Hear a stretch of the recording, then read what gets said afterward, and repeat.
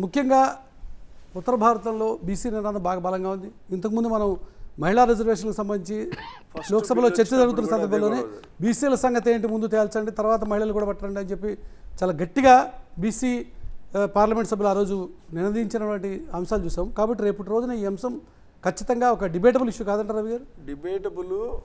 మనం ఇప్పుడు దేశవ్యాప్తంగా ఏం చెప్పారండి, క్యాస్ట్ సెన్సెస్ని కూడా తీసుకొస్తాను 31 తర్వాత తీసుకొస్తాను కేంద్రం నిర్ణయం తీసుకుని రిజిస్ట్రార్ జనరల్ ఆఫ్ సెన్సెస్కి కూడా ఆదేశాలు ఇచ్చింది, దాని మీద నడుస్తుంది.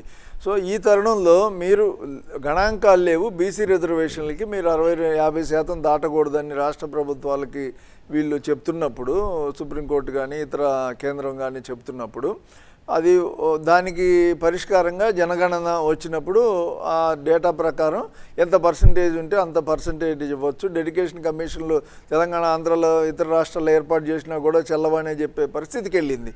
సో ఇప్పుడు జనగణన మీరు స్పష్టంగా ఇప్పుడు 27 మార్చి ఏప్రిల్కి వస్తుంది కాబట్టి మీరు ఇప్పుడు డిలిమినేషన్ యాక్ట్లో రిజర్వేషన్ల పర్సంటేజీలు ఎప్పుడైనా అమలు చేయొచ్చు. మీరు వేరే యాక్ట్ మీరు పాస్ చేసిన తర్వాత ఇవన్నీ చేయొచ్చు. ఈ పరిస్థితిలో ఉమెన్ ఇప్పుడు ఆ రోజు ములాయం సింగ్ యాదవ్ గారు కానీ ఇతరులు కానీ లాలూ ప్రసాద్ యాదవ్ గారు కానీ మీరు ఓబీసీ దీంట్లో ఓబీసీ కోటా ఏది అని అడిగారు. మహిళా బిల్లు పెడుతున్నారు, దాంట్లో కానీ విడిగా కానీ మాకు ఓబీసీ కోటా పెట్టండి అని.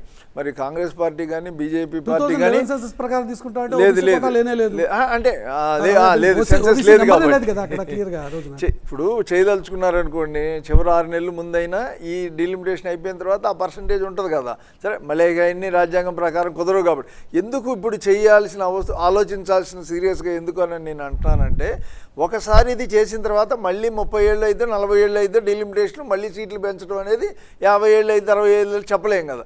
అప్పటి వరకు మరి దేశంలో ఇప్పుడు మహిళలకి ఇప్పటికి 20 ఏళ్ళు పట్టిందన్నారు మొదలుపెట్టి ఇవ్వడానికి, 30 ఏళ్ళు వినోద్ గారు చెప్పినారు. మరి బీసీ రిజర్వేషను ఇప్పుడు మొదలు పెడితే మళ్ళీ డిలిమిటేషన్ చేస్తాయా ఈ రాజకీయ పార్టీలు, చెయ్యవా?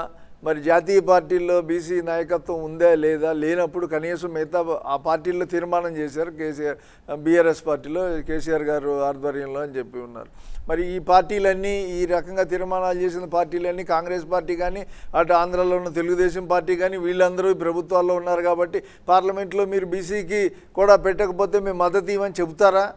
చెప్పే పరిస్థితి ఉంటుందా? విషయం ఖచ్చితంగా ఒక డిబేటబుల్ ఇష్యూ అవుతుంది రేపటి రోజు. ఎందుకంటే మహిళా రిజర్వేషన్కి ఇంతకాలానికి మోక్షం వస్తుంది, సంతోషం, మహిళలకు న్యాయం జరుగుతుంది, జరగాలి అని చెప్పి కోరుకుంటున్నాం, అంతవరకు హ్యాపీ.